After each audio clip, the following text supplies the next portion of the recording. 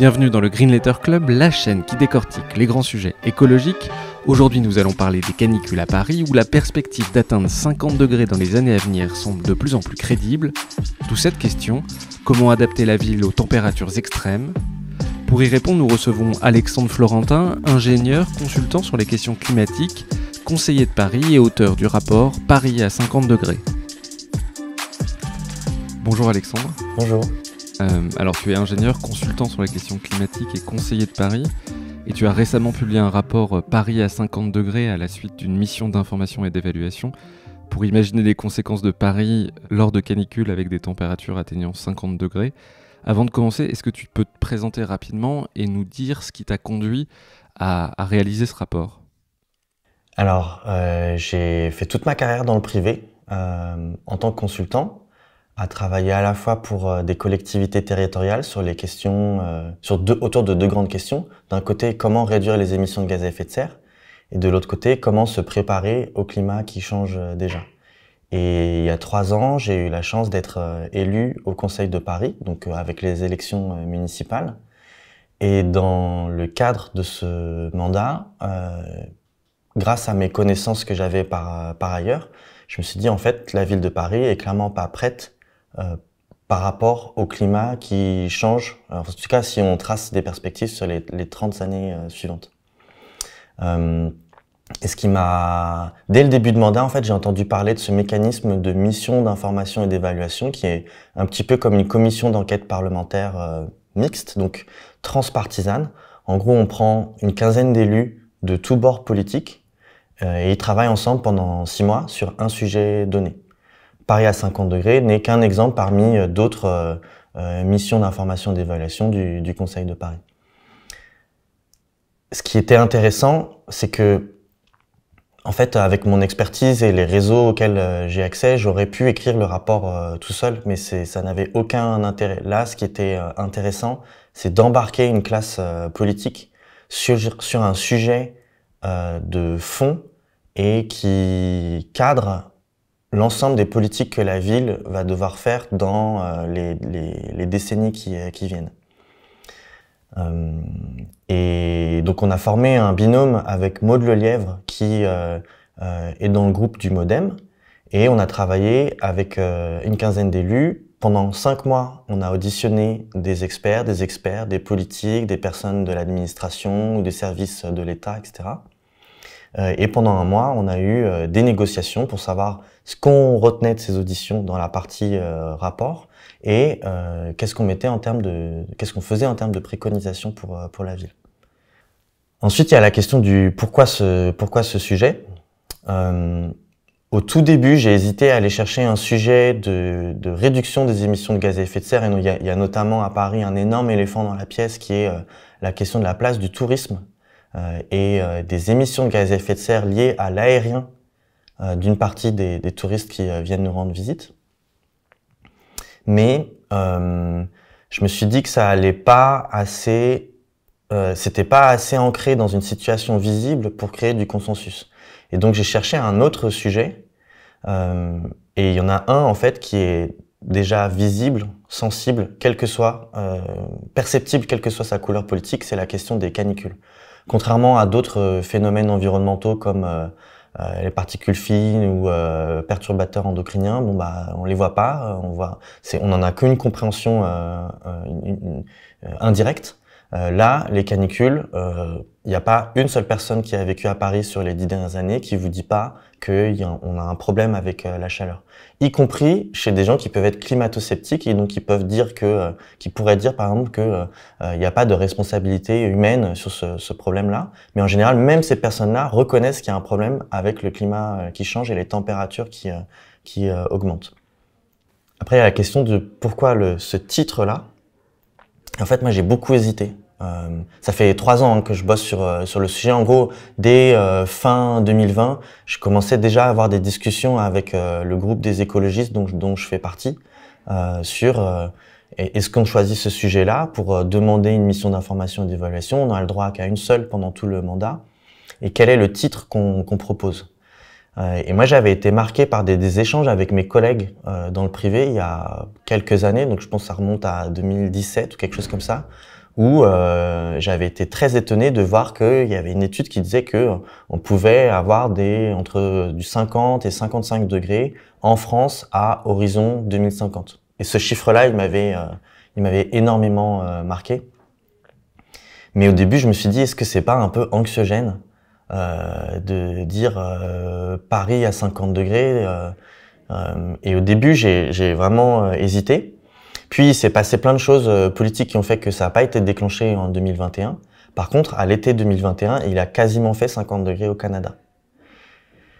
Et il y a une élue écologiste qui est venue me voir et qui m'a dit « Ah, mais ton histoire de Paris à 50 degrés, c'était prémonitoire. » Et j'ai eu une double réaction. D'un côté, je me suis dit en fait, elle a rien compris si elle utilise le mot de prémonitoire. J'ai pas sorti une boule de cristal, en fait. J'ai juste lu des papiers scientifiques qui nous disent que c'est en train d'arriver. Et de l'autre côté, je me suis dit, en fait, Paris à 50 degrés, le titre va fonctionner. Parce que derrière ce gimmick d'un maximum de température, en fait, il se cache plein de choses. Les canicules, elles vont certes être plus chaudes, mais elles vont être aussi plus tôt dans l'année, plus tard dans l'année, plus fréquentes et plus longues en durée. Donc derrière ce terme de Paris à 50 degrés, c'est tout ça qui se cache. Mais en fait, on est des êtres qui ressentons très bien les maximums de température, mais on comprend pas bien les moyennes, les histoires de durée, on oublie vite. Et par contre, se dire, ah ouais, il a fait 43 degrés en 2019, il y a pas mal de gens qui s'en souviennent, par exemple. Justement, sur les 10 années les plus chaudes enregistrées à Paris, 9 ont eu lieu depuis 20 ans. On a dépassé les 40 degrés du coup en 2019 et en 2022 avec un record à 42,6 degrés en juillet 2019, plus de 2 degrés au-dessus du précédent record. Paris à 50 degrés, du coup, c'est possible, c'est imaginable dans un futur pas si lointain. Qu'est-ce que disent les scientifiques là-dessus ? Alors, avant de répondre comme les scientifiques nous le disent, il faut bien avoir en tête que toutes les températures dont on parle, dont les climatologues parlent, en fait, c'est des températures météo. Ils nous annoncent des températures météo comme on peut le voir dans un bulletin, c'est-à-dire c'est des températures à l'ombre dans un parc. D'accord ? Donc, alors, moi, je vis pas à l'ombre dans un parc. Et donc, il faut s'intéresser aussi aux températures qui sont déjà relevées et que les gens ressentent. 36 degrés dans une école, 57 degrés dans une cuisine parisienne. En moyenne, les cuisines parisiennes, elles font 14 mètres carrés avec très peu de système d'aération.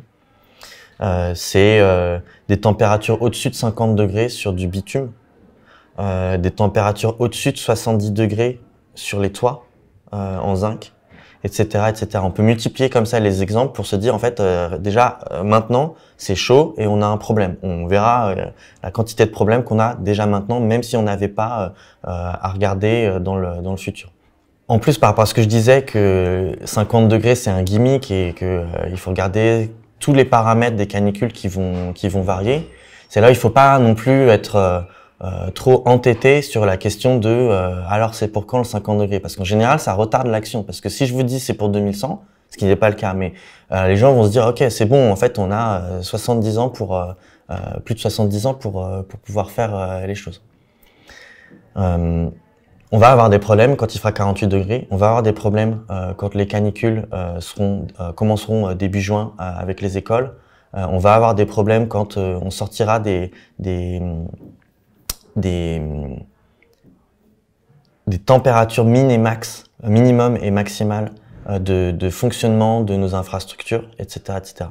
Maintenant, pour quand même revenir sur cette question de alors qu'est-ce que nous disent les scientifiques? Les scientifiques, ils nous disent on ne sait pas dire exactement quand, évidemment, mais déjà c'est plus folklorique, c'est plus improbable, c'est plus de l'ordre de la prophétie. On sait que ça va arriver. Il faut avoir en tête aussi que les climatologues, ils raisonnent sur des moyennes sur 30 ans. Donc, quand ils vous disent c'est à horizon 2050, c'est quand même plus ou moins 15 ans facilement. Or là, en plus, on voit qu'il y a des emballements dans tous les sens. Donc, nous, on a pris une autre posture. Dans la mission, on a dit ça va arriver. Ça va arriver, on ne sait pas quand. Donc, il faut partir du principe que ça va arriver tôt dans nos vies. Que de toute façon, il va faire de plus en plus chaud les étés. et encore plus au fur et à mesure que le climat se réchauffe. Donc ils nous font une réponse floue, enfin ils nous font une réponse précise pour des climatologues, donc à 30 ans près, donc autant te dire que pour la prise de décision politique, en fait il faut quand même renverser le problème, et c'est nous ce qu'on a fait en disant ça va arriver. Il faut quand même avoir quelques ordres de grandeur en tête aussi sur la vitesse à laquelle les choses s'accélèrent. La canicule de 2019, elle avait à peu près une chance sur 50. Donc canicule de 2019 qui nous fait battre un record, comme tu l'as dit tout à l'heure. Elle avait une chance sur 50 d'arriver. Parce que avec mondialement un climat qui, j'arrondis les choses pour simplifier, mais a un petit peu plus de plus 1 degré de réchauffement climatique. Quand on arrive à plus 1,5 degré de réchauffement mondial, cette canicule-là, elle a déjà une chance sur 10, elle passe d'une chance sur 50 à une chance sur 10 d'arriver. Rien qu'en ayant plus 0,5 degré en moyenne mondiale. Et si on passe de plus 1,5 degré monde à plus 2 degrés monde, on passe de une chance sur 10 à une chance sur 4. Et si on pousse le trait, et si on regarde une autre canicule, celle de 2022, qui était quand même, enfin les canicules de 2022 qui étaient particulièrement tôt, particulièrement longues, à peu près tout l'été, dans une France à plus 4 degrés, qui est le scénario où le gouvernement nous dit il faudrait se préparer à ça. Dans une France à plus 4 degrés, la canicule de 2019, il y a 3 chances sur 4 qu'en fait ce soit une année fraîche. J'ai lu hier dans un cahier de l'atelier parisien d'urbanisme que la ville avait une température moyenne, la ville de Paris avait une température moyenne de plus 2,5 degrés par rapport aux zones rurales d'Île-de-France. Et pendant la canicule de 2003, on a observé des différences qui allaient jusqu'à 10 degrés entre Paris et ses alentours. Pourquoi il fait si chaud en ville et pourquoi il fait si chaud particulièrement dans les grandes villes comme Paris ? Alors, c'est là où il faut aller dans le détail de ce qui se cache derrière ces moyennes-là. En fait, il fait pas tellement plus chaud à Paris la journée. Si vous êtes au soleil, d'une certaine manière, le climat parisien, c'est le même que celui en bout d'Île-de-France ou en Normandie. Simplement, ce qui se passe, c'est que quand vous êtes en plein cœur de Paris, cette chaleur-là et cette lumière-là qui nous arrive, elle va être comme emmagasinée dans le bitume, dans le béton, dans toute cette minéralité qu'on a construite. Cette chaleur, elle va s'emmagasiner et elle va être libérée de nouveau la nuit. Donc les plus 10 degrés, c'est pas la journée, c'est la nuit que ça arrive. Et c'est ça notamment qu'on appelle l'effet d'îlot de chaleur urbain, c'est que certes il se passe des choses la journée, et, il fait plus chaud quand vous êtes sur un bitume, en plein soleil, que à l'ombre sous votre pommier. Et ça c'est déjà un problème, mais c'est encore plus un problème la nuit, parce que la nuit on a besoin de se reposer avec des températures plus fraîches. Et quand vous pouvez pas faire ça, ça vous fatigue. Ça fatigue votre corps, ça fatigue votre esprit, et donc il y a plein de mécanismes corporels et mentaux qui se mettent en place et qui font que vous pouvez avoir plus d'accidents cardiovasculaires, plus d'accidents du travail parce qu'il y a une baisse d'attention, etc., etc. Mais cette question, elle est hyper importante à comprendre parce que il y a des gens qui disent mais attendez, 43 degrés à Paris ou au-dessus de 30 degrés, il y a plein de villes dans le monde entier qui fonctionnent bien avec ces températures-là. Il n'y a pas plus de gens qui meurent sous ces températures. Pourquoi est-ce qu'on meurt plus à Paris ? Paris est la capitale d'Europe où vous avez plus de chances de mourir de chaud pendant les canicules. Pourquoi ? Eh ben, le pourquoi, c'est parce qu'en fait, c'est une ville qui est extrêmement dense et extrêmement minérale.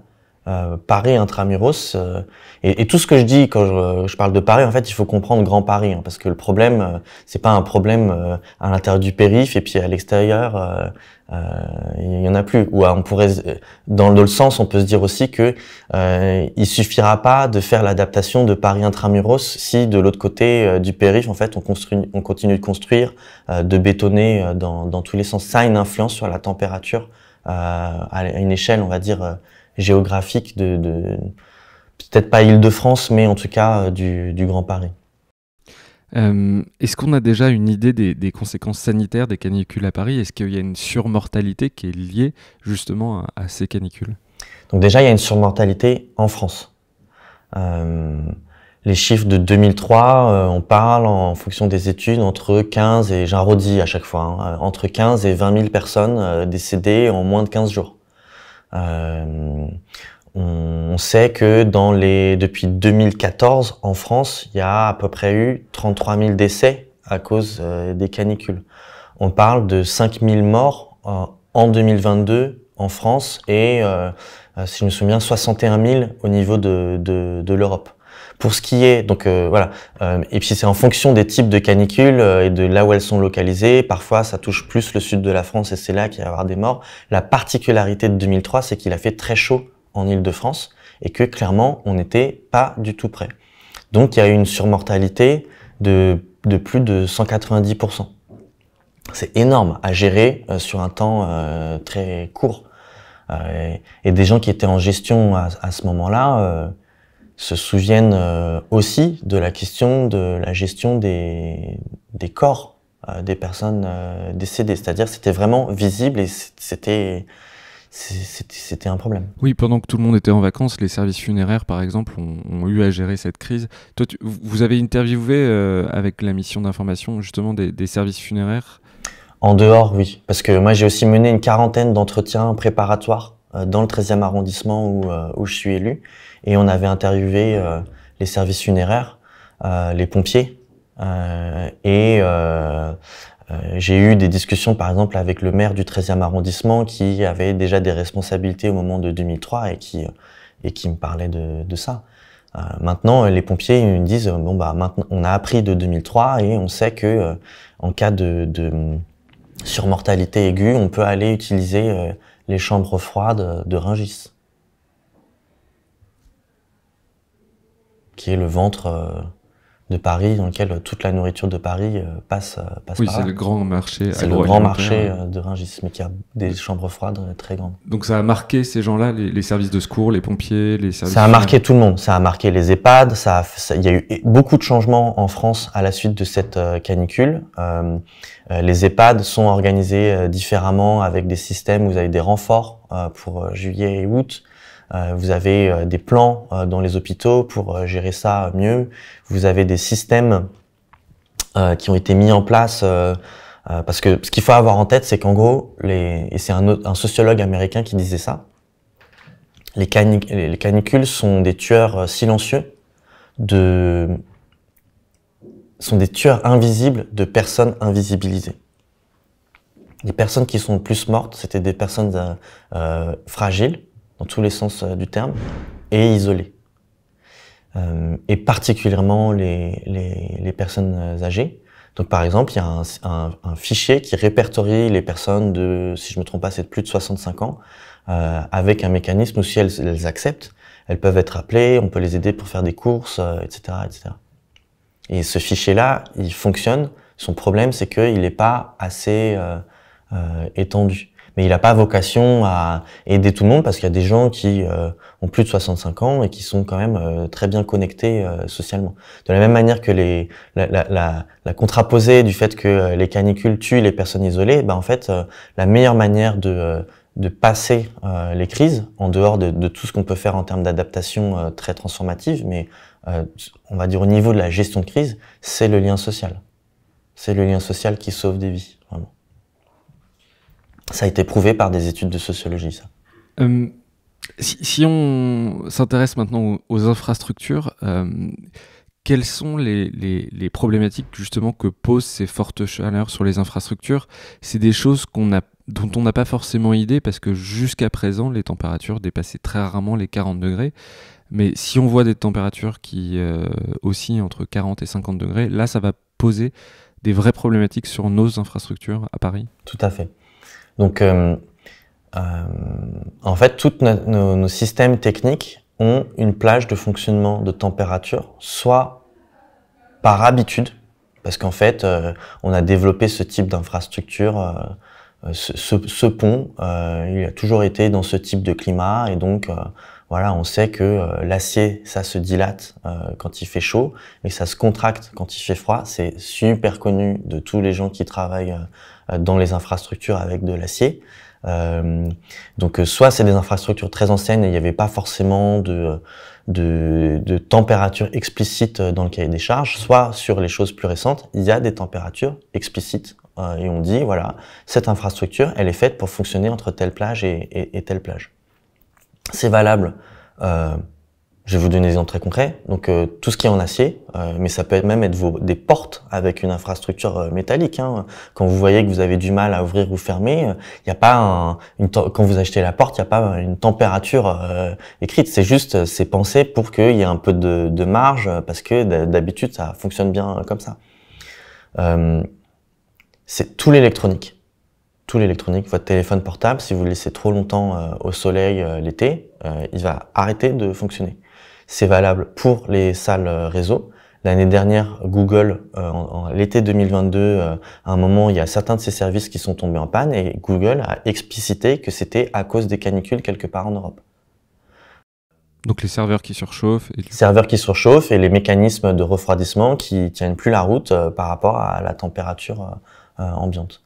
C'est le cas pour les clims aussi, c'est-à-dire qu'il y a une température max. Comme ça, en dehors de la mission, on a interviewé un gestionnaire de tous les systèmes techniques d'une clinique du 13e arrondissement en présence du directeur de l'établissement. Et il nous disait, mais moi j'ai eu ça dans le privé aussi, hein, avec des industriels qui ont besoin de travailler en atmosphère contrôlée. Dans la clinique, il nous disait, voilà, nos systèmes de climatisation, ils sont dimensionnés pour une température externe max de 42-43 degrés. Et si on dépasse cette température, c'est pas que la clim, elle fonctionne moins bien, c'est qu'elle s'arrête de fonctionner. Donc là, question naturelle, c'est ok, si la clim s'arrête, qu'est-ce qui se passe? Là, c'est le directeur qui prend le relais et il imagine que ça va impliquer de la surmortalité dans l'établissement. Ok, quoi d'autre? Il faudrait arrêter le bloc opératoire. D'accord? Et si on doit arrêter le bloc opératoire, comment on fait? Il y a les opérations non urgentes qu'on peut reprogrammer, et puis il y a les opérations urgentes qu'on peut envoyer ailleurs. Et je fais d'accord, mais si les autres centres de soins, ils ont exactement le même problème de clim, là, il sait pas. Et là, un an, j'ai passé dans la salle. Parce que là, les gens se sont rendus compte, en fait, parce que 42-43 degrés, en fait, on n'est pas passé loin. Hein. Je sais pas comment le système de clim a tenu en 2019, mais on n'est pas passé loin. Et ça, c'est des exemples qui sont connus plus dans le sud de la France, hein, où on a tous les ans des petits articles de journaux qui expliquent avec des témoignages de chauffagistes, parce que l'hiver, ils font du chauffage et l'été, ils font de la clim, qui vont aller arroser des clims pour qu'elles arrivent à continuer à fonctionner.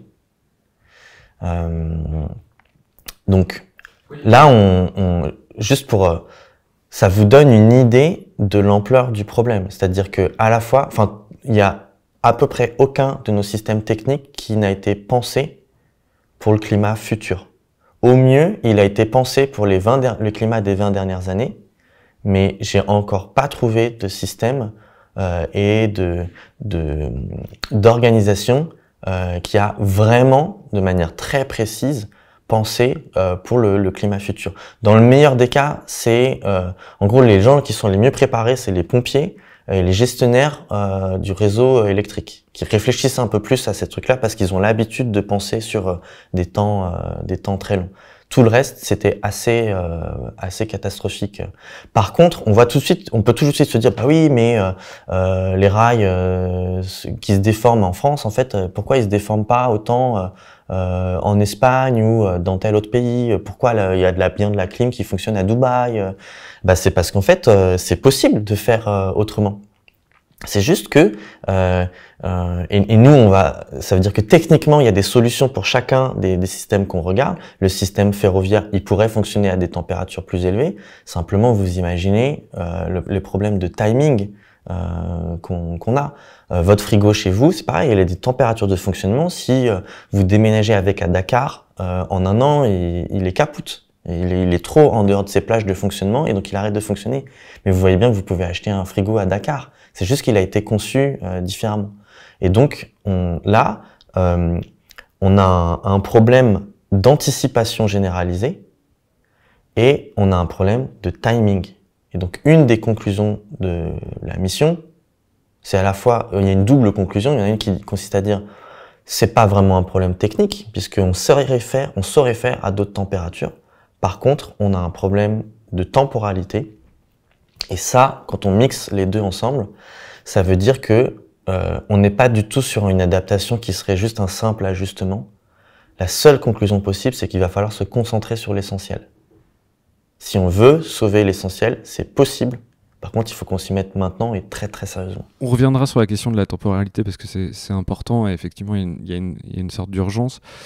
Juste pour revenir sur les systèmes techniques, moi je voulais partager parce que ma copine elle travaille à l'hôpital pour la fabrication de chimiothérapie et je pense qu'effectivement si le système de climatisation, alors je connais pas dans le détail, mais s'il tombe en panne, ça pose des problèmes de stabilité pour tous ces choses qui sont vitales évidemment pour les patients. Pareil, tu parlais des rails, pour qu'on comprenne bien, c'est quoi quelles sont les tensions, les problématiques que posent les fortes chaleurs sur les rails en France? Les rails, donc comme tout système avec de l'acier dedans, ça se déforme, donc ça se dilate avec des températures chaudes et ça se contracte avec des températures froides. Or, notre système de rails, il a plutôt été pensé pour pouvoir passer des hivers froids, parce que historiquement c'est ce qu'on a toujours connu, et pas du tout pour des étés très chauds. Donc les rails se déforment, c'est valable pour les trains, c'est valable pour les trams, c'est valable pour les RER métro qui sont en extérieur, et donc ça fait déjà plusieurs années que si vous avez pris ces transports en commun extérieurs, vous avez peut-être remarqué des ralentissements. Et en fait c'est lié à ça. Donc après, il y a d'autres problèmes, parce que le système ferroviaire, c'est des rails et c'est aussi un méga système électrique. Les systèmes électriques aussi ont des températures de fonctionnement avec les câbles électriques, ils vont se déformer, donc ils vont s'allonger avec la température et ça va venir en fait les systèmes de sécurité qu'on a où en fait le courant se coupe si un câble est rompu. Donc si un câble est rompu en fait en extrémité d'accroche, il se passe quoi? C'est un peu comme si donc il tombe comme ça. Et sauf qu'en fait le système il voit pas forcément la différence entre un câble qui se coupe et un câble qui se déforme. Et donc on a des systèmes de contrepoids pour venir tirer ces câbles-là. Sauf que si le contrepoids à un moment il touche le sol, et ben on peut avoir des coupures d'alimentation électrique. Il y a plein d'autres problèmes sur les postes de transformation électrique, etc., etc. Mais très concrètement, ça veut dire que, il me semble que c'est dans le rapport que je l'ai lu, mais que par exemple le métro aérien à Paris en 2022, il a ralenti. Ça veut dire que les RER probablement, c'est la même chose, c'est-à-dire qu'à partir de 35-40 degrés, le système est moins efficace et on va avoir des problématiques quotidiennes sur les transports. C'est possible, oui. Oui, c'est déjà le cas et donc il faut s'attendre, vu les temporalités d'adaptation, on va avoir des problèmes. Puis parce que après en fait il y a des effets qui s'emboîtent les uns les autres. Là, par exemple, si vous avez un métro ou un RER qui ralentit, globalement ça veut dire aussi que il va y avoir plus de gens qui vont chercher à monter dans la même rame. Si vous avez plus de gens qui montent dans la même rame, il va faire plus chaud dans la même rame. Vous pouvez avoir plus de malaise et donc plus de ralentissement. Plus de ralentissement, plus de gens dans la même rame, etc., etc. Et comme ça, une boucle qui fait qu'à un moment, le système peut s'effondrer localement. Et ça, c'est pas pour 2050. En fait, il y a plein de systèmes comme ça où on a détecté que on était quand même pas très loin du chaos ponctuel si c'est pas bien anticipé. Tu parlais tout à l'heure aussi du système électrique en disant que les électriciens, les gestionnaires du réseau étaient plutôt en avance sur ces sujets-là par rapport à d'autres secteurs. Il y a quand même eu des coupures d'électricité ces dernières années à Paris. Il y en a tous les ans. Il y en a tous les ans. Ouais, mais c'est quand même des chiffres qui sont... Alors j'avais lu pareil, je sais plus si c'est en 2022 ou en 2019, mais plus de 50 000 personnes dont l'électricité avait été coupée momentanément à Paris. Ça veut dire que déjà on a des problématiques sur le réseau électrique ici à Paris. Oui. En fait, donc je vais partir de ce qui se passe à Paris, mais après il faut remonter la chaîne du réseau électrique. Le réseau électrique parisien, il est enterré et il a historiquement utilisé une technologie qui utilise ce qu'ils appellent des gaines en papier. Et en fait, ce qui se passe, c'est que les coupures quand la température monte à l'extérieur pendant plusieurs jours, cette chaleur-là, elle se diffuse dans les sous-sols jusqu'à arriver au niveau du câble électrique. Donc, il faut quelques jours. C'est moins d'une semaine, je sais plus exactement. Et cette gaine, elle peut comme s'enflammer. Et ça fait des coupures électriques. À Paris, c'est pas hyper visible, hyper gênant, parce qu'en fait, vous avez des systèmes, plusieurs manières d'acheminer l'électricité au même point, pour faire simple. Si on imagine que c'est un peu comme de l'eau, en fait, si vous avez une canalisation qui pète à un endroit, en fait, il y a un système de reroutage qui est possible. Ce problème-là, il est très bien identifié en fait par Enedis, qui gère le réseau électrique à l'intérieur de Paris. Et donc, il y a tous les ans des travaux pour changer ces câbles-là. Mais si je me trompe pas, c'est des chantiers qui vont avoir lieu jusqu'en 2030, 2035.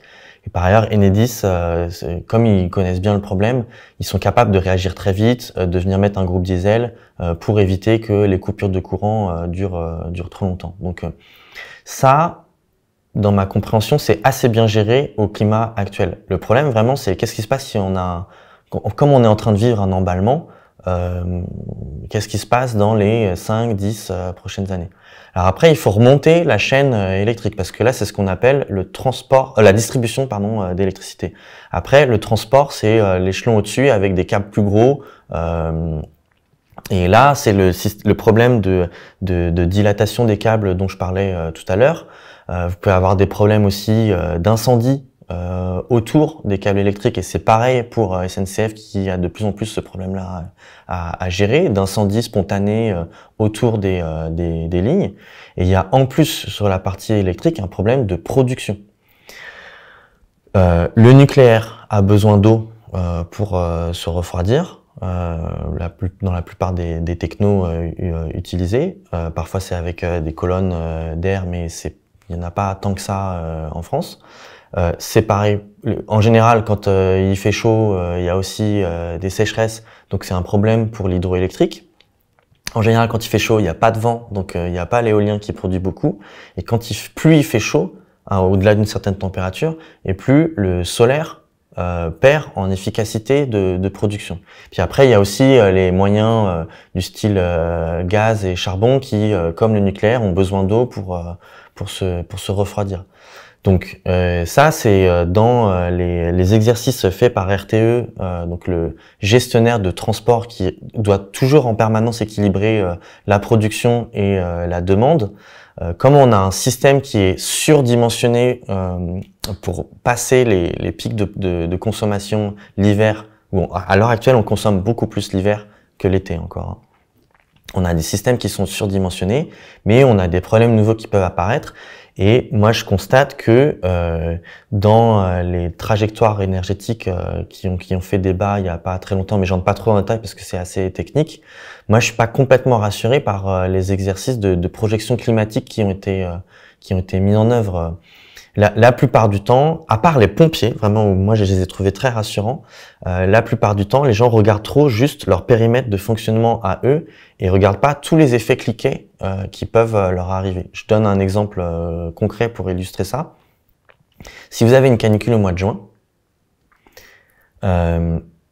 avec des écoles qui sont pas du tout prêtes pour les canicules, il y fait déjà trop chaud, donc imaginez si on a des phénomènes de dôme de chaleur avec des canicules qui durent un petit peu, mais dès le mois de juin, vous pourriez avoir des écoles qui ferment. Si vous avez des écoles qui ferment, on a vu pendant le Covid que ça désorganise la société dans son ensemble. Si les écoles ferment et que vous avez un couple avec d'un côté quelqu'un qui travaille pour le réseau électrique et de l'autre quelqu'un qui travaille pour l'hôpital, qui reste à la maison? Comment est-ce qu'on s'organise pour garder les enfants de gens qui gèrent des systèmes critiques? Si ces personnes-là doivent garder des enfants à la maison dans un immeuble de banlieue mal isolé, donc il va faire très chaud, ça va les fatiguer, ils vont devoir prendre des transports en commun qui vont être très perturbés. Vous voyez, en fait, on a des boules comme ça, juste avec un décalage de la canicule au mois de juin. Ça peut être hyper désorganisant pour de la gestion de réseaux critiques, de systèmes critiques comme les hôpitaux et les systèmes électriques. Voilà, j'illustre juste, mais en fait, ça, on m'a pas fait la démonstration que c'était bien pris en compte. Pareil, il y a quelque chose qui m'a marqué, et en lisant le rapport, ce qui marque, c'est qu'on voit que il y a une fragilité, une vulnérabilité sur à peu près tous les systèmes. Je pense aux ponts, moi ça m'a marqué. Enfin, à la fois les routes, les ponts sont fragiles. Vous dites dans le rapport que les ponts pourraient très bien s'effondrer à partir du moment où il fait très chaud. Est-ce que tu peux expliquer ce point-là? Alors, donc il y a ce qui se passe en France et puis ce qui se passe à Paris. Par exemple, et après je vais répondre sur la question des ponts, mais il faut bien comprendre aussi que le bitume, à un moment donné, il y a le bitume fait des sortes de petits cratères, pas une petite montagne, il se déforme, il se fissure et il fait des trucs comme ça. L'année dernière, il y a eu des cas, alors je me rappelle plus de l'autoroute, alors je sais plus si elle a dû être fermée, ou en tout cas il y a eu des ralentissements à cause de déformation de chaussées. Vous avez des cas dans d'autres endroits du monde où on a eu des exemples de transports en commun à roues, donc c'était des bus qui n'arrivaient plus à fonctionner parce qu'en fait le bitume était trop chaud et il y avait ça. Mais pour revenir à la question, à Paris, on a des ponts en acier et des ponts en pierre. Je ne sais pas ce qui se passe sur les ponts en pierre. Ce qu'on dit dans le rapport, c'est en fait on a déjà des cas de ponts en acier à Paris, notamment sur le canal Saint-Martin. C'est des ponts un peu particuliers parce qu'ils sont tournants. Et donc comme je disais tout à l'heure, l'acier il va se dilater. Donc la marge de manœuvre qu'on a au niveau entre on va dire le reste de la route, tout ça a des noms très techniques que je maîtrise pas, mais et le pont, la partie qui est amovible, et ben en fait s'il se dilate trop, il peut plus. Quand il est en position dite fermée, donc c'est fermé pour la circulation des bateaux, et ben si ça se dilate trop et que ça vient buter, vous pouvez plus ouvrir votre pont. Donc l'année dernière, ce qui a été fait dans le 10e arrondissement, c'est qu'il y a un pont tournant qui a été laissé ouvert pour la circulation des bateaux tout l'été. Donc on a déjà des problèmes. Et en fait, c'est juste que parfois, on n'a pas de relevé d'informations qui nous dit non mais ce problème-là est bien lié à la chaleur. Donc il a fallu vraiment mener un travail d'enquête quasi journalistique pour, dans plein de domaines différents, aller recueillir des témoignages pour que les gens racontent ce qui se passe déjà pour eux avant même de faire la moindre prospective. Et je salue un travail complémentaire au nôtre qui est sorti juste après, qui a été fait par la Fondation Abbé Pierre, qui elle se concentre sur la question des températures dans les logements, plutôt pour des publics vulnérables. Ils y ont relevé un 46 degrés dans un appart. C'est hallucinant. Et puis plus vous parlez du sujet, et plus vous vous rendez compte qu'il y a des gens qui ont fait des trucs dont on n'entendait pas parler il y a encore 5 ans. une famille aisée qui loue une chambre d'hôtel en banlieue un soir de canicule de 2022 et qui en fait se rendent compte que à l'hôtel il fait pas particulièrement plus frais que chez eux et donc ils reviennent, mais donc moi on m'a parlé récemment, donc tout ça c'est des exemples très ponctuels, hein. Je suis pas en train de dire qu'il y a plein de gens qui font ça, hein. Mais j'ai au moins un cas de quelqu'un qui a aménagé sa cave à Paris, hein, pas dans une maison, hein, qui a aménagé sa cave pour en faire un coin nuit. On a au moins un cas de quelqu'un qui a installé un système d'arrosoir sur son toit en zinc pour refroidir le toit. Et on peut multiplier comme ça les exemples parce que on nous a raconté des trucs là sur le Covid, quoi qu'il en coûte, etc. Moi, je pense que c'est pas mal on nous a raconté pas mal de conneries là-dessus sur le quoi qu'il en coûte. Par contre, l'adaptation aux canicules, les gens, ils en souffrent tellement qu'en fait, ils vont faire des choses. Ils vont pas attendre gentiment de mourir de chaud dans leur appartement. Il y a un pourquoi de l'action qui est très clair. Et si c'est pas orienté par la force publique, on va aller vers des adaptations de tout type, y compris des maladaptations qui consisteraient à installer des clims dans tous les sens. Justement, on va commencer à parler des mesures d'adaptation qu'on pourrait mettre en place à Paris. Pour toi, la végétalisation, clairement, c'est un phénomène qui peut faire baisser la température de manière générale dans la ville. Comment ça fonctionne, comment il faut s'y prendre, dans quelle proportion il va falloir végétaliser la ville? Alors, effectivement, débitumer et végétaliser, parce qu'il faut faire les deux, parce que les plantes en pot, ça va pas marcher. Je vais expliquer pourquoi. Ça fait partie des 4-5 grands axes de travail. Un végétal, quand il a les pieds dans la terre, ce qu'il fait, c'est qu'il capte une partie de l'eau dans les sols et en fait, pour auto-réguler sa propre température, notamment, on dit qu'il évapotranspire. Donc c'est un peu comme des humains qui transpirent, mais à une autre échelle. Donc le végétal de grande portée, donc des arbres plus ou moins grands, non seulement ils apportent de l'ombre, mais en plus ils fonctionnent comme des brumisateurs naturels. Ça c'est valable pour certaines essences d'arbres, parce que les essences qui seraient très adaptées à des climats très chauds, très secs, donc par exemple tout ce qui est cactus, eux au contraire ne relarguent pas du tout d'eau à l'extérieur et le gardent pour eux. Et vous avez même des stratégies d'arbres où, en fait, quand on dépasse certaines températures, ils vont fermer leurs pores pour garder le plus d'eau pour eux.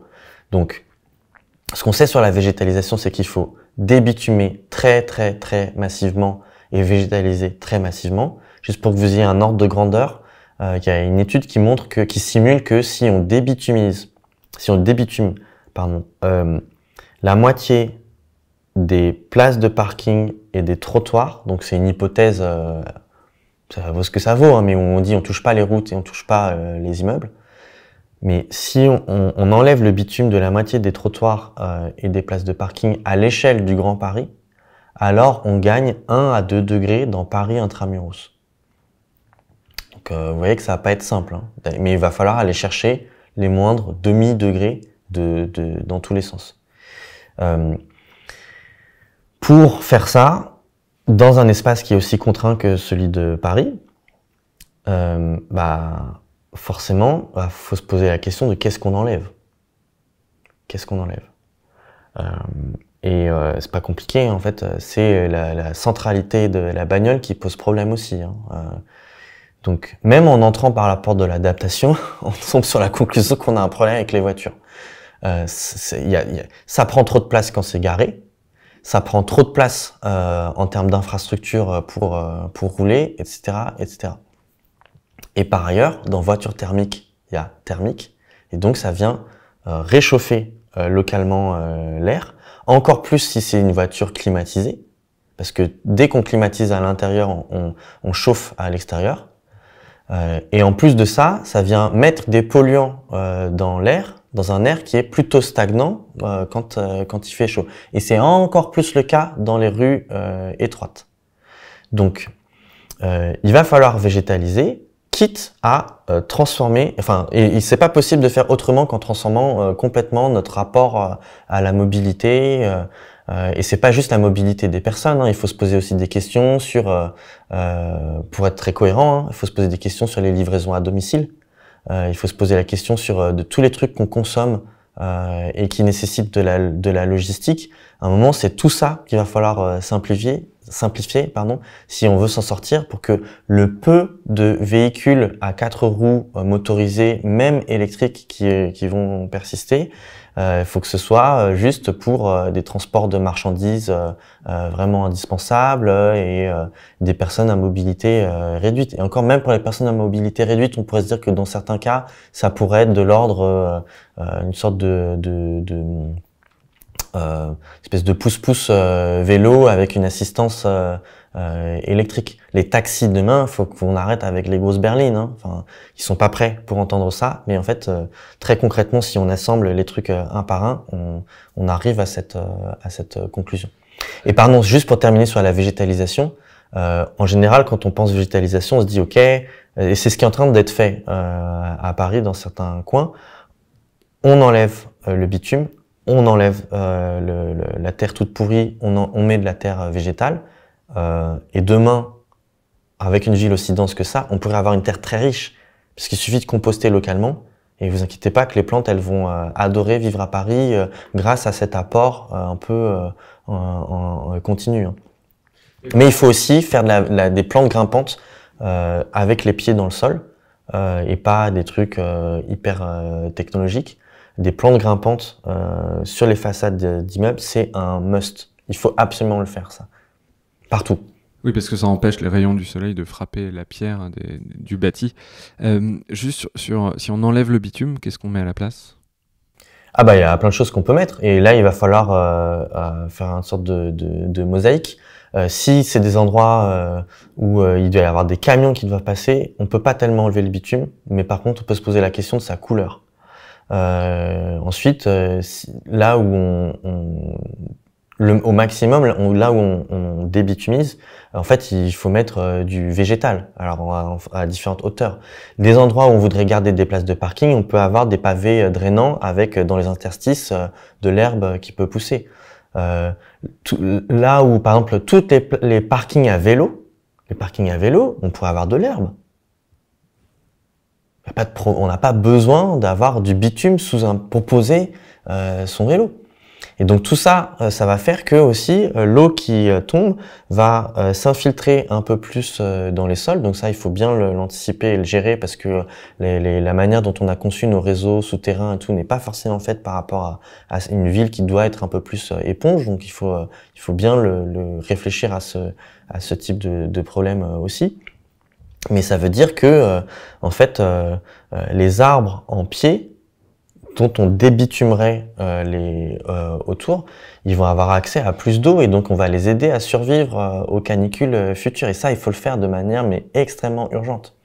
Et je lisais que justement, Paris, il y a plein de choses qui sont construites en dessous, des métros, des câbles, etc. Et par exemple, je lisais que sur la place de la Bourse, c'était pas possible de le faire parce qu'il y avait, je crois, un parking en dessous.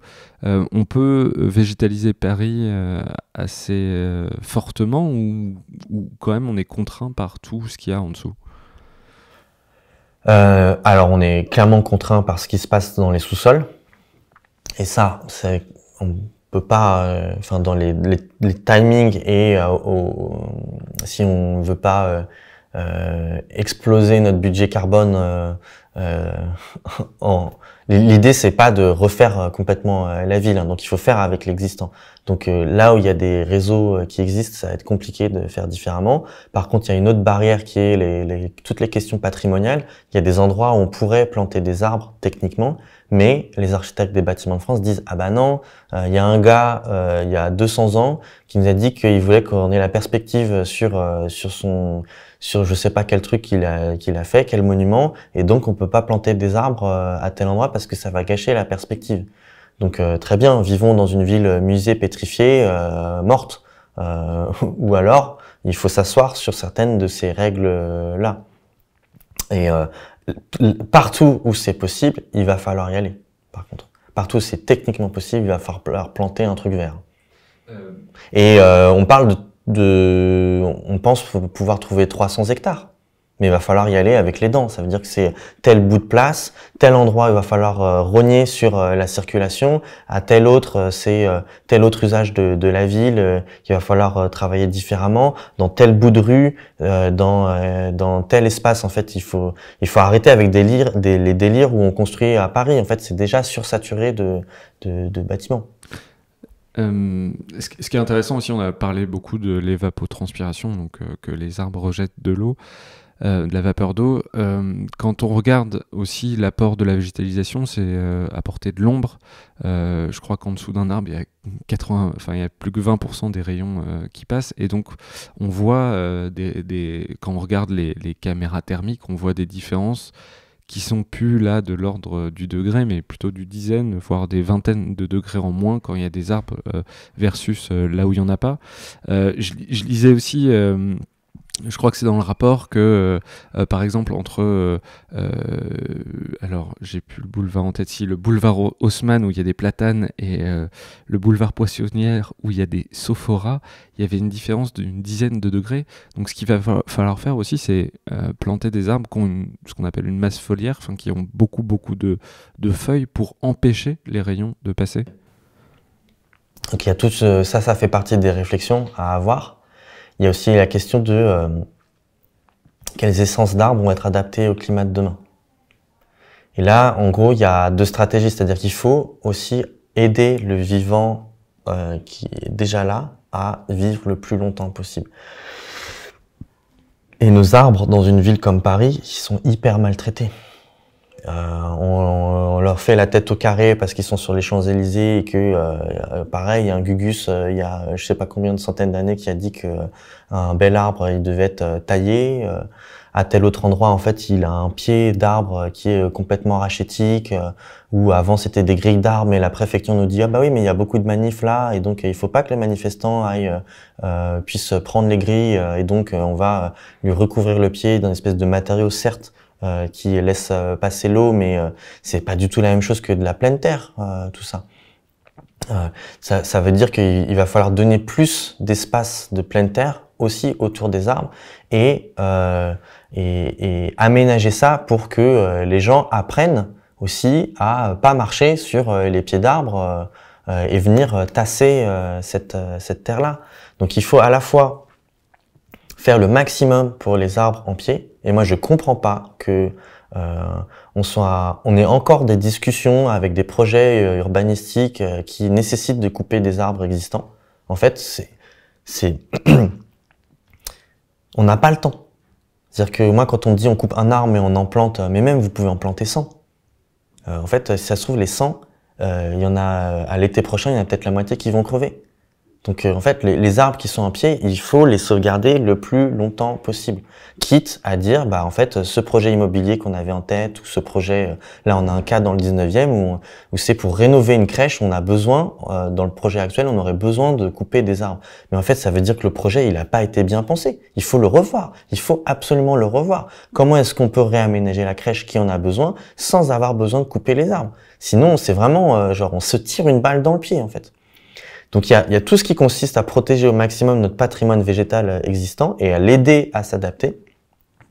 Et ça veut dire aussi qu'il faut des moyens humains. Il faut plus de moyens humains pour les jardiniers de la ville. Ça, c'est indispensable. Et de l'autre côté, il faut se poser des questions, faire des tests. Donc faire des tests, ça veut dire aussi prendre le risque de se planter. Et il faut planter des essences diverses qui viennent plus du pourtour méditerranéen, d'Asie centrale et du bassin de Mexico. Parce que c'est des espèces qui sont plus adaptées au climat qu'on va avoir. Alors évidemment, on peut pas ne pas parler du bâti à Paris parce que les logements font qu'il fait très chaud, la manière dont est construite la ville font qu'il fait vraiment très chaud. Quels sont les problèmes justement que posent les bâtiments parisiens? Alors il faut donc quand on dit le bâti parisien, il faut voir de quel bâti on parle. Mais pour simplifier les choses, on peut séparer l'air je vais dire les choses de manière très caricaturale et je sais qu'à un moment je vais me faire pincer les oreilles par des archis ou des urbanistes, mais pour simplifier à fond, on va dire qu'il y a tout ce qu'il y a avant la Seconde Guerre mondiale et tout ce qui vient après. Globalement, et ça correspond à un usage plus fort du pétrole et une perte de savoir-faire. Mais donc avant, en gros, on faisait des gros murs en pierre, en briques, et tout ce patrimoine-là, haussmannien, faubourien, il est pas si mal. Il est pas si mal pour les canicules. Il est pas si mal jusqu'à l'avant-dernier étage. Notamment l'haussmannien, c'est des gros murs en pierre. C'est des appartements traversants, donc ça vous allez pouvoir ventiler. C'était prévu pour avoir des volets. Et on les a pas toujours laissés, mais c'est plutôt c'est plutôt bien pensé pour les canicules. Ensuite, vous avez le dernier étage où là c'est la catastrophe. Et ça, je pourrais y revenir. Et puis il y a tout ce qui s'est complètement affranchi des questions du climat local. Le pire du pire du pire de tout ça étant les bureaux en verre. Ça, c'est l'essence même d'une architecture hors sol. C'est-à-dire, elle n'est pas ancrée dans son climat local et dans la finitude du monde. Et donc, on a construit des serres qui ont besoin de clim pour fonctionner. Et clim qui donc renforce le problème à l'extérieur des murs. Et ça va être un gros problème. Juste là-dessus, parce que en nous entendant, les gens qui sont pas forcément familiers avec ce sujet peuvent se dire mais c'est vraiment radical pour montrer que en fait c'est des questions qui se posent sur toutes les parties du monde. Le maire de New York en 2019 a interdit à ce qu'on construise des gratte-ciel en verre. Enfin, c'est des préoccupations qui concernent toutes les grandes villes du monde. Tout à fait. Il y a une étude à Hong Kong aussi qui montre que l'énergie mise dans la rue par les immeubles en fait est plus importante que l'énergie du soleil à midi. Ça paraît fou, c'est-à-dire qu'en fait on a construit ces trucs-là et on y a mis des clims parce qu'il faisait chaud à l'extérieur et en fait il renforce plus le problème que le problème initial. Donc c'est une absurdité sans nom. Et ça n'a pas fait l'objet d'un consensus dans la mission Paris à 50 degrés. Il faut bien le dire. C'est-à-dire que il y a des familles politiques qui n'ont pas voulu inscrire dans les préconisations le fait que on a besoin de regarder les immeubles en verre existants et de se dire qu'est-ce qu'on va en faire. On a un héritage là, ça va nous péter à la gueule. C'est évidemment valable pour la défense, mais dans le 13e, on a construit des tours dans tous les sens. Là, on est encore en train d'en construire une avec la tour triangle. C'est une absurdité sans nom par rapport à nos problèmes de canicule. Donc tu disais les bâtis haussmanniens étaient plutôt des bâtis qui étaient qui sont pas si mal. Qui sont pas si mal. Et les autres, après 45, c'est plus discutable, c'est ça? En fait, au fur et à mesure, on a... en fait, les gens qui vivent dans des immeubles plus récents savent bien qu'ils sont pas toujours traversants. Il n'y a pas autant de circulation d'air. C'est là où, en fait, pour comprendre ce que je viens de dire, je suis obligé de faire une petite parenthèse technique pour comprendre comment on lutte contre la chaleur chez soi, dans un appartement, dans un immeuble, dans une maison. Et pour ça, il faut comprendre la différence entre un chalet de montagne et une maison dans le sud de la France. Un chalet de montagne, il doit il a une stratégie de conservation. Il faut que quand on met un petit point de chauffage à l'intérieur, il faut que cette chaleur-là, elle reste le plus longtemps possible à l'intérieur des murs. Donc, on met des parois, notamment on isole par l'intérieur avec du bois et on fait en sorte que cette chaleur, elle reste. Dans le sud de la France, on n'est pas du tout dans la même ambiance thermique à l'extérieur ou à l'intérieur. On a au contraire besoin de gros murs en pierre qui vont rester frais le plus longtemps possible. On va avoir des stratégies à l'extérieur du bâti pour faire de l'ombre, donc une pergola par-ci, une toile tendue par-là, des volets. On s'enferme la journée et la nuit, qu'est-ce qu'on fait? On ouvre tout pour venir aérer. Et on vient pas aérer pour renouveler l'air intérieur. Là, l'idée, c'est que en fait, cette circulation d'air, Elle va venir prendre les calories qui sont accumulées dans les murs, dans le plafond, dans le sol, mais aussi dans votre mobilier, dans vos affaires personnelles. Elle va prendre ces calories-là et elle va les rejeter à l'extérieur. Et donc, vous avez besoin d'une circulation massive. Ce qu'on a fait ces dernières années sur du neuf ou sur de la rénovation, c'est qu'on a trop regardé le climat passé et on s'est dit, bon, bah, au climat passé avec des hivers froids, qu'est-ce qu'il faut faire? Il faut faire des chalets. On va vachement isoler, que ce soit par l'intérieur ou par l'extérieur. Et après, j'expliquerai qu'il y a des gestes qui sont bons pour l'hiver comme l'été. Mais on isole, quand on regarde trop les choses pour l'hiver, on isole à fond. On met une ventilation mécanique qui sert surtout en fait à renouveler l'air. Et on est bien pour l'hiver. On a eu une stratégie de conservation. Sauf que cette stratégie de conservation, elle est, dans certains cas, elle est antinomique de la stratégie de dissipation, parce que vous avez empêché les utilisateurs de pouvoir ventiler naturellement chez eux, et en fait, vous avez renforcé le problème l'été. Et on a des cas comme ça de lycées BBC, donc ils ont tous les labels qu'il faut, où en fait ils sont invivables l'été. Parce que en fait, les normes thermiques réfléchissent trop par rapport à l'hiver et regardent pas assez ce problème de l'été. Vous avez le cas avec les HBM à Paris, qui sont ces bâtiments en briques, plutôt sur le pourtour de Paris. On y a fait des rénovations où globalement, on a fait des thermos avec de la ventilation mécanique et on a même coupé la ventilation naturelle qui existait avant, qui parfois n'existait pas pour des raisons thermiques, mais plus d'hygiénisme. Mais ça nous arrange bien.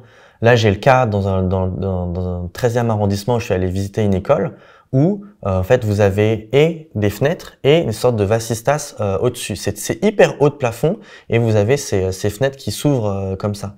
Et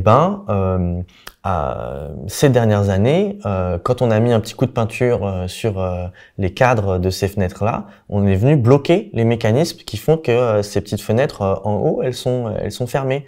La petite tirette qui permet d'aller ouvrir-fermer, qui a une forme un peu particulière, elle a été perdue il y a quelques années dans cette. Donc, j'ai discuté avec le directeur et quelqu'un qui s'occupe de la maintenance dans l'école.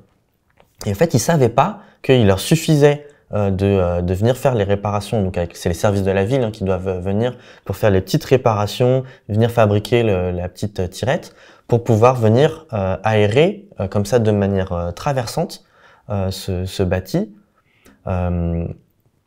Et en fait, l'école, elle a été super bien conçue il y a, je sais pas combien, elle a au moins 100 ans, je pense. Elle a été super bien conçue par rapport aux canicules. Je pense pas que ça a été fait pour les canicules, je pense que c'est plus pour une histoire de circulation d'air. Mais l'air chaud remonte, il vient s'accumuler en haut. Vous avez, de manière traversante, vous ouvrez vos fenêtres, et hop, votre problème, une partie de votre problème est réglée. Mais c'est sur les bâtis anciens, on a cette possibilité-là. Dans les bâtis très récents ou lourdement rénovés, en général, on empêche l'utilisateur d'être intelligent et d'avoir sa propre gestion du bâti. Tu parlais des toits tout à l'heure, c'est un vrai sujet à Paris, puisque 80% des toits, si j'ai bien lu, parisiens sont en zinc, et pour tous ceux qui ont vécu sous un toit, étant étudiants ou n'ayant pas beaucoup d'argent, se rend bien compte qu'il fait des températures insoutenables l'été. Ça va être un vrai sujet à Paris dans les années qui viennent. C'est déjà un vrai sujet. En fait, il y a déjà plein de gens qui souffrent du fait d'habiter sous les toits dans des chambres de bonne qui donc en général ont une seule ouverture et donc ne peuvent pas faire circuler l'air. Donc il y a plusieurs problèmes structurels avec le dernier étage. Déjà, il n'y a pas de mur. Donc il n'y a pas de mur épais comme aux étages inférieurs qui viennent et isoler et créer un confort thermique par une inertie. Ensuite, comme c'est le dernier étage, c'est très exposé au soleil toute la journée. Si tu ajoutes à ça le fait que dans l'immense majorité des cas, il n'y a pas de stores externes qui sont installés sur les Velux, c'est le combo parfait, plus le fait que ce soit petit et pas traversant, c'est le combo parfait pour que ce soit des bouilloires thermiques. Et qu'est-ce qu'on peut faire justement sur ces derniers étages ? Alors, il y a plein de solutions. Il y en a certaines qui changent l'esthétique, il y en a d'autres qui ne le changent pas. Il y a toutes les solutions d'isolation par l'intérieur ou par l'extérieur. Si on se dit qu'il faut isoler par l'intérieur, clairement, comme c'est des espaces qui sont déjà petits, ça veut dire que ça trace une perspective où on n'aura plus de chambres de 9 mètres carrés. En fait, ça va être viable si les gens vendent à plus bas prix ces petites chambres de bonne et qu'il y a des regroupements qui sont faits et qui permettent de justifier d'avoir de l'isolation par l'intérieur. Le marché pourrait se réguler comme ça. Ensuite, il y a les solutions par l'extérieur. Donc là, le zinc, c'est pas le pire des matériaux. Parce que certes, ça monte beaucoup en température quand c'est exposé au soleil, mais ça se refroidit assez vite aussi.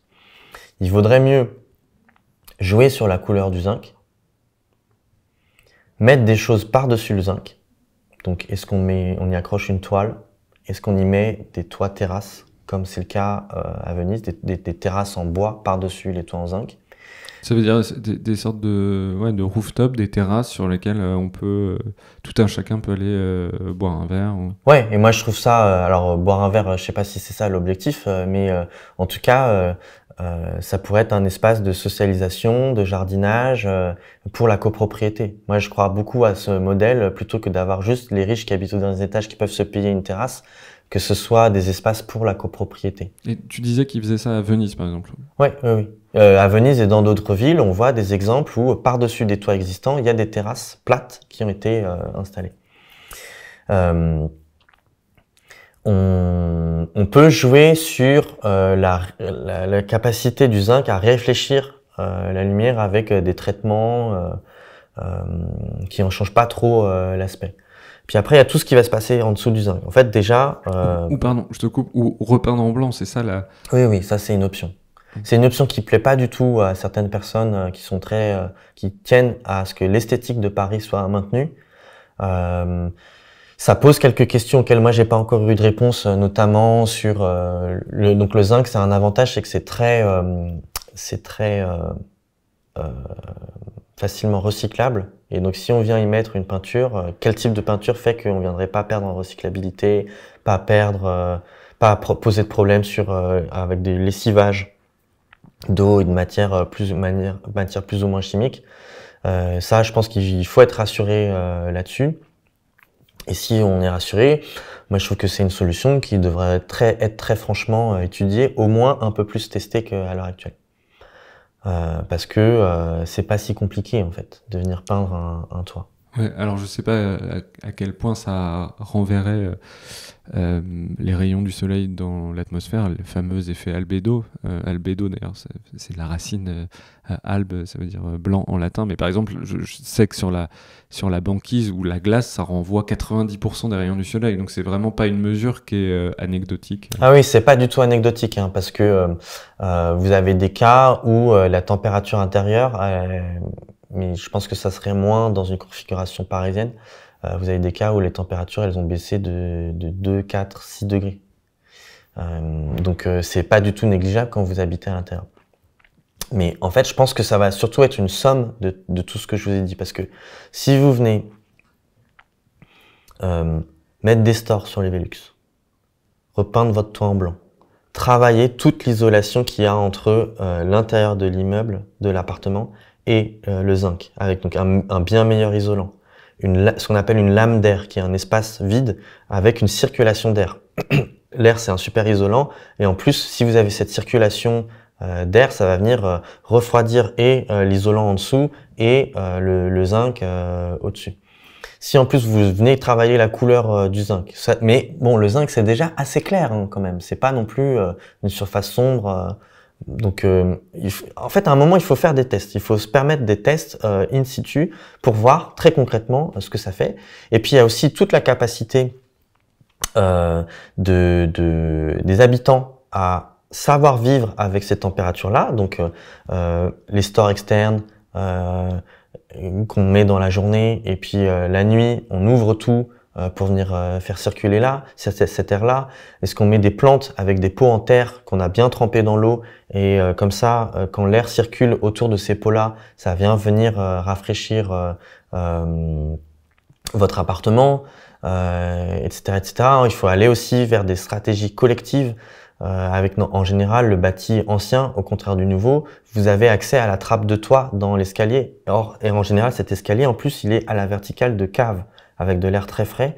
Et donc, il faudrait faire sans doute des aménagements et avoir des manipulations jour-nuit pour venir créer une spirale rafraîchissante. Moi, j'habite au dernier étage. Moi, je fais ça tous les jours.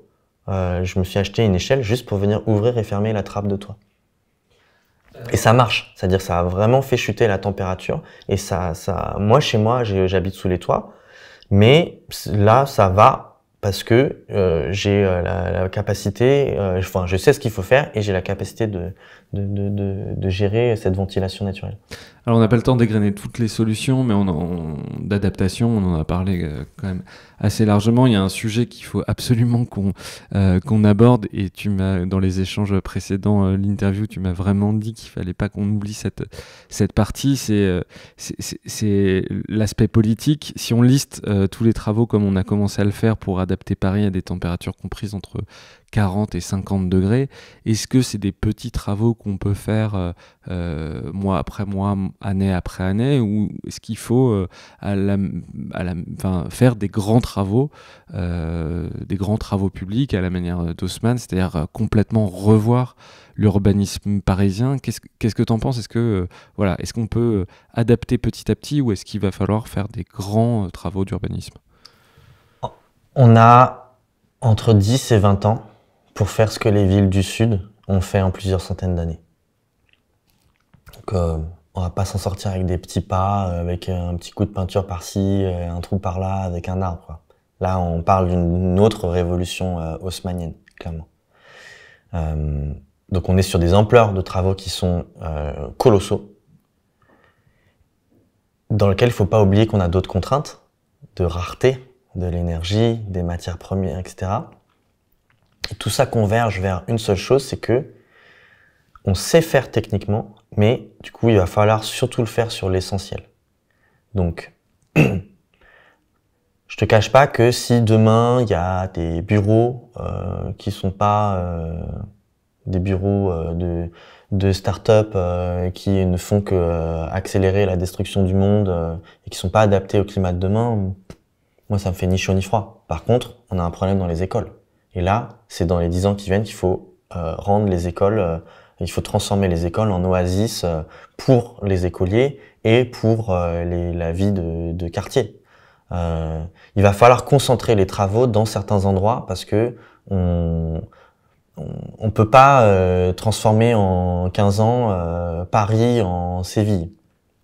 Ça n'a pas été pensé pour, il va falloir se concentrer sur des choses essentielles. Et c'est là où en fait l'adaptation telle qu'elle est décrite dans cette mission, c'est vraiment une conclusion transpartisane.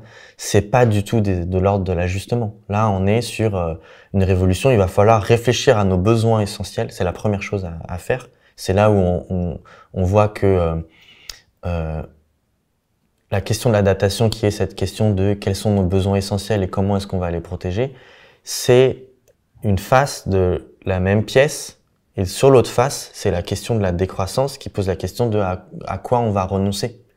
Mais en fait, quand tu poses ces deux questions-là à fond, à qu'est-ce qu'on veut protéger et à quoi on renonce, en fait, tu arrives à la même description du monde.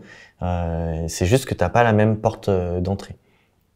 Donc, il va falloir se concentrer sur l'essentiel. Et à chaque fois, je donne cet exemple de l'école parce qu'en fait, ça a fait consensus dans la mission que ça devait être le premier pôle de mesure, il était autour des écoles. Et il va falloir coopérer à d'autres échelles géographiques parce qu'il suffit pas que Paris devienne un îlot adapté comme ça dans une mer dans laquelle ce serait l'enfer sur Terre.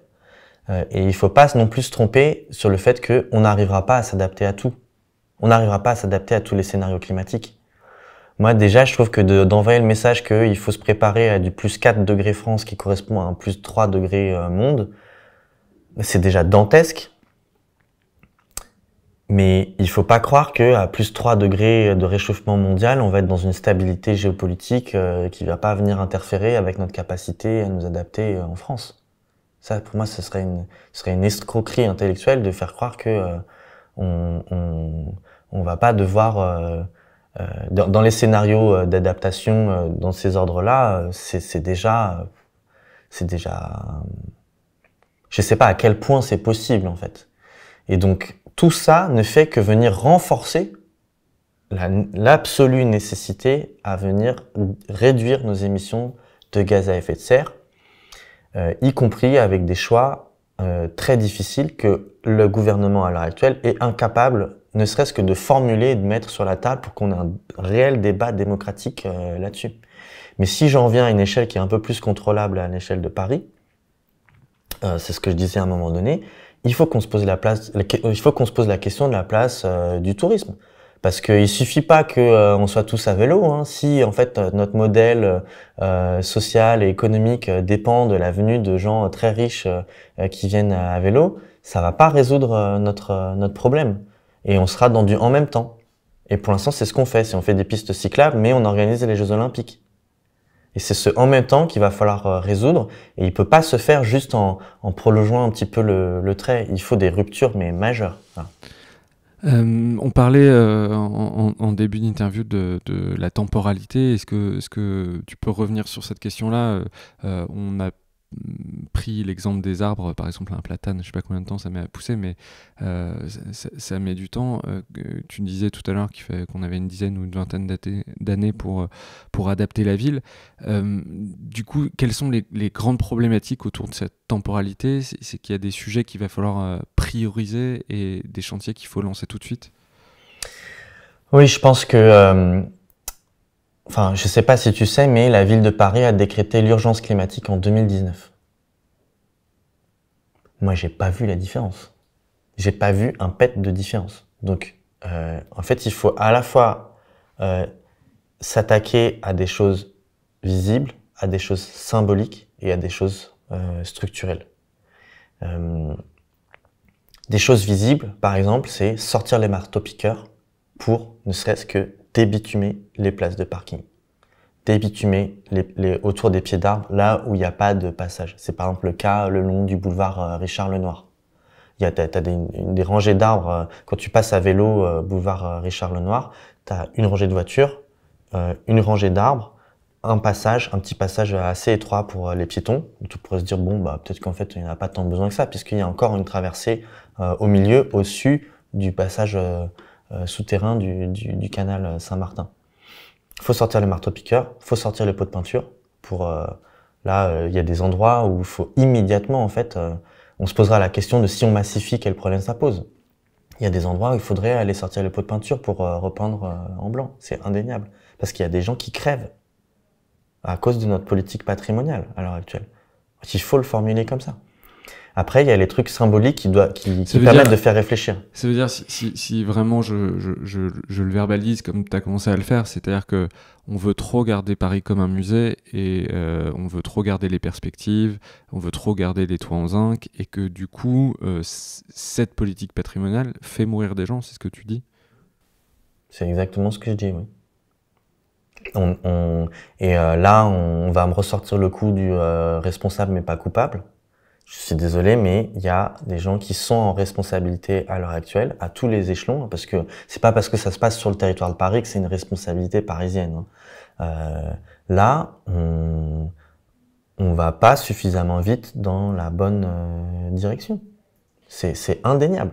Moi, on n'a pas réussi à me démontrer le contraire. Enfin, c'est la conclusion de 40 interviews, de 200 documents lus, analysés, qui sont des fois des livres, des études scientifiques, des rapports de la ville. C'est 75 personnes auditionnées. C'est 6 mois de travail avec 15 élus qui font arriver à la conclusion que l'habitabilité de Paris est en jeu. On pressent que ça va coûter beaucoup d'argent dans un court laps de temps, justement, de faire des grands travaux. Est-ce qu'on a une idée du coût que ça peut avoir et qui devrait financer de pareils travaux? on pressent aussi que la municipalité elle-même n'aura pas les fonds suffisants pour faire voilà, les grands travaux dont tu parles. Alors, on n'avait pas les moyens en termes de ressources humaines et de temps pour arriver à ne serait-ce qu'un chiffrage approximatif de quoi on parlait. Ce qui est à peu près sûr, je pense que ça ferait consensus dans la mission, c'est que la ville seule n'y arrivera pas.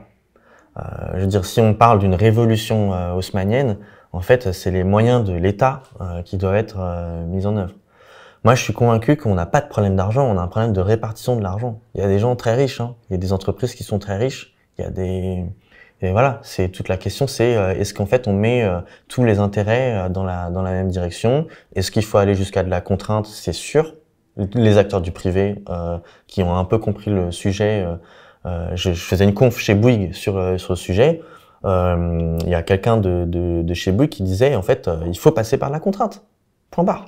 Il faut passer par la contrainte pour les acteurs privés. Et ça, c'est de la responsabilité de l'État. La ville de Paris peut pas le faire, ça. Mais on parle de beaucoup de moyens, et je pense qu'il va falloir être inventif aussi. Et je crois pas complètement au fait que ça vienne que d'en haut. Je pense qu'il va falloir aller chercher pas mal de systèmes D dans cette histoire et de faire des trucs. Je mets ça comme idée dans l'espace public. J'ai pas la prétention de dire que l'idée est complètement cohérente, aboutie, travaillée et tout, mais par exemple, si on se dit qu'il faut beaucoup plus végétaliser, derrière, il va falloir vachement entretenir. Je suis pas sûr que la puissance publique ait vocation ou ait les moyens de faire cet entretien-là. Mais après, on peut pas non plus dire ça va être aux citoyens de se débrouiller tout seul. Je vois plus un intermédiaire où on aurait en fait une sorte de collectivisation d'une part de notre temps, donc en disant voilà, maintenant une demi-journée par semaine, on est toutes et tous au revenu universel sur ce temps-là, et la force publique organise notre temps de travail là-dessus. Alors et dans votre rue, par exemple, vous êtes responsable avec un jardinier de la ville qui vient vous apprendre à entretenir les plants de kiwi qui ont été mis sur des pergolas à tel endroit, la vigne vierge à tel autre, telle fleur, etc., etc. C'est énormément vecteur cet entretien-là, c'est vecteur de lien social. Ça peut être une manière d'organiser un chantier de cette taille-là. C'est juste une idée, mais c'est juste pour montrer qu'en fait, quand on pousse le raisonnement loin, on peut pas être sur la même organisation sociale pour faire la transformation. On peut pas être sur les mêmes règles de marché. Il y a des choses qu'il va falloir sortir du marché avec soit des monopoles, soit des duopoles, des renationalisations, des expropriations, etc., etc. Il va falloir être très inventif. La participation citoyenne, là, tu en dessines un contour, mais on voit qu'elle est déjà sur les services de secours. Moi, j'ai été frappé de lire dans le rapport qu'il y avait 1600 bénévoles de la protection civile à Paris et qui assurent une partie de nos secours. Je voulais te poser une dernière question, parce qu'on a été déjà très long, mais est-ce que, justement, tu as un message à adresser aux gens qui ont compris les sujets dont on parle, qu'ils soient parisiens évidemment, franciliens de manière plus générale, ou même des citoyens qui habitent autre part. Est-ce que tu as un message à adresser aux gens qui nous écoutent? Ouais, c'est possible de bien vivre dans un autre climat, à plusieurs conditions. Il y en a notamment une, c'est qu'en fait il faut pas trop le dérégler. Là on est déjà dans des phases où on joue très dangereusement avec le feu. Donc pour nous adapter, il faut aussi nous adapter au sens de apprendre à vivre plus simplement, matériellement parlant. Donc ça veut dire mieux répartir, parce qu'il y a des gens qui sont déjà dans une pauvreté, qui n'ont pas de marge de manœuvre. Et ça, c'est vecteur de lien social. En fait, tout ce qui fait le sel de la vie, de manière profonde, ne nécessite pas de consommation matérielle dingue, et peut s'adapter à d'autres types de climats. Simplement, il va falloir le faire massivement, il va falloir le faire vite, en essayant de laisser le moins de personnes sur le bord de la route. Et ça, au niveau de la responsabilité politique, il faut des connaissances, il faut une vision, mais il faut du courage aussi. Et il faut un soutien et un soutien-pression des citoyens et citoyennes. Il faut que vous exigiez des élus que ce problème soit vraiment pris à la hauteur de l'enjeu. Il faut pas attendre la prochaine élection. On n'a pas le temps d'attendre les prochaines élections avec des changements de personnel ou ce genre de choses. Mais il y a des espaces que je trouve extrêmement, qu'on pourrait décrire avec, en fait, quasiment de la poésie. On peut imaginer une ville où, parce qu'il y aura plus de voitures ou presque plus de voitures, les enfants ils seront en sécurité pour pouvoir jouer de nouveau dans l'espace public, comme ça a été le cas, c'était le cas avant. On pourrait se retrouver à jardiner ensemble sans aucune prétention sur le fait d'une autosuffisance, hein, mais en fait c'est juste agréable de jardiner à plusieurs. On pourrait avoir comme ça, comme avant, on avait des gens qui venaient allumer les lumières publiques, des gens qui viennent hisser les voiles, qui seraient des voiles qu'on tendrait dans les rues étroites pour venir faire de l'ombre, qu'il faudrait décrocher la nuit pour que on puisse voir ce ciel qui reviendrait de nouveau étoilé parce qu'il y aurait moins de pollution. On pourrait aller voir ses voisins dans son pâté de maison en passant par les toits. On pourrait comme ça transformer le canal Saint-Martin dans sa partie souterraine. C'est quand même un énorme canal de 2 km enterré où il y fait toujours frais. C'est la plus belle piscine olympique du monde.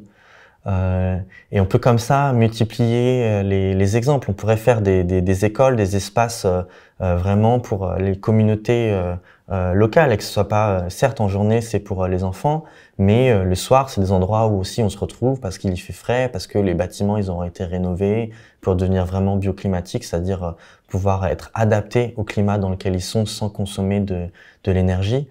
Tout ça c'est énormément de nouveaux métiers, des métiers locaux.